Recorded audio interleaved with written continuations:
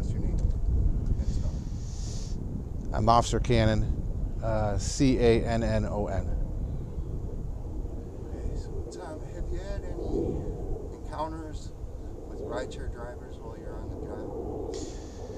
Yeah, so I have had encounters with Uber drivers, rideshare drivers, while I'm on the job. One that comes to mind specifically was one night when I was working.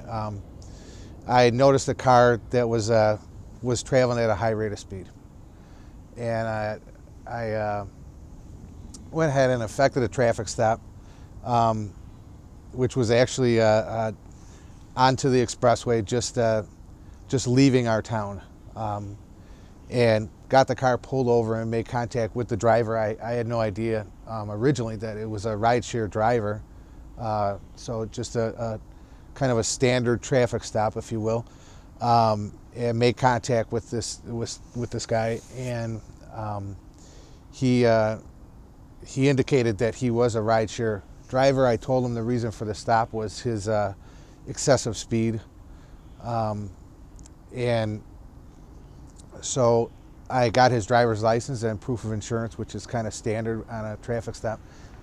Went back to my squad car and ran the information, and it turned out that the guy had a warrant for his arrest. So in that instance, my hands are kind of tied as far as what we have to do there. The protocol on that is I have to take him into custody because he has this warrant, which was uncomfortable for him and his passenger because he had a fare in the car.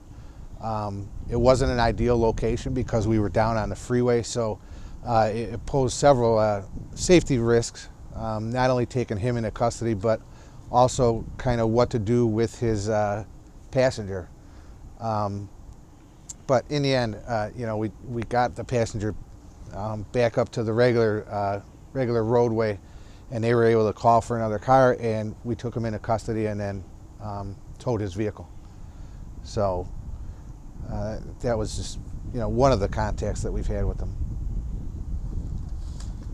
So what's your opinion on the rideshare background check? I think based on that, I'm not 100% certain with what these companies do as far as background checks, but my experience has been in some of the drivers that I've had contact with, directly related to traffic and things like that. Specifically, that last incident I just spoke of, where this guy had a warrant for his arrest. I think that I'm seeing some criminal backgrounds on drivers that we've had contact with. I think that it's a little bit different than it was with dealing with taxi cabs, because we know that the taxi cab drivers were required to get a chauffeur's license in town, and they were regulated through the actual town that I work with to be able to do business in town. Whereas it doesn't seem like the rideshare drivers they definitely don't have to go through anything with our town. It's up to the individual company as to what they're going to do.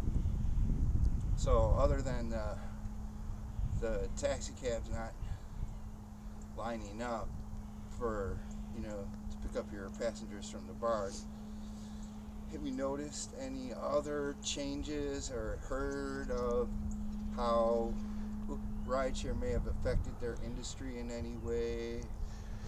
Well, I know that it's certainly taken away from the amount of cabs that you see out there, because rideshare has basically taken over. I've heard that now that the taxi cab companies, at least in my area, are starting to rely heavily on package deliveries rather than fares for people. But I think that in doing that, the time that it takes to actually have a cab, if you're not somebody that is using rideshare for whatever reason, you don't have it on your phone, the app or whatever, maybe you have special needs, something like that. where you're calling and you're relying on a taxi cab company. I think that from some of the people that I've talked to and heard stories, the ride time for taxi cabs is extremely long. So I'm not really sure exactly why that is, but that has been an issue.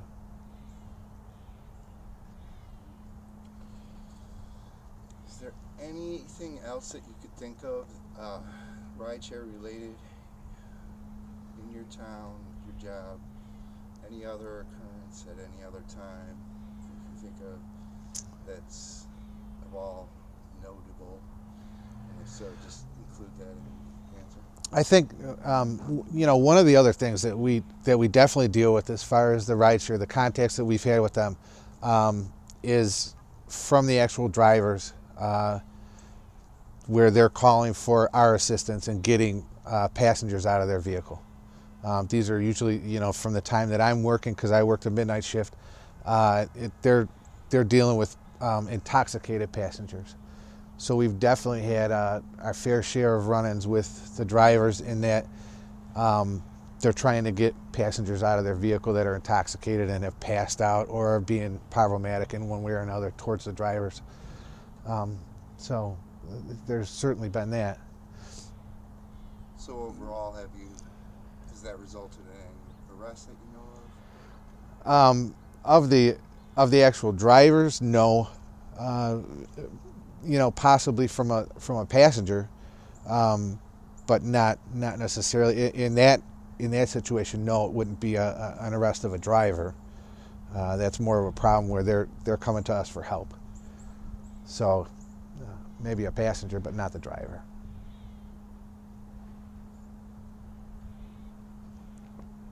Tom, you look a little cold. Is there anything else? It's a lot warmer inside the rideshare vehicle itself than it is out here. Well, maybe we should go for a little ride.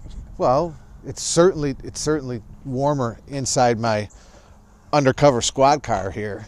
Yeah, let's try that out. Yeah, well, let's do that then. Okay.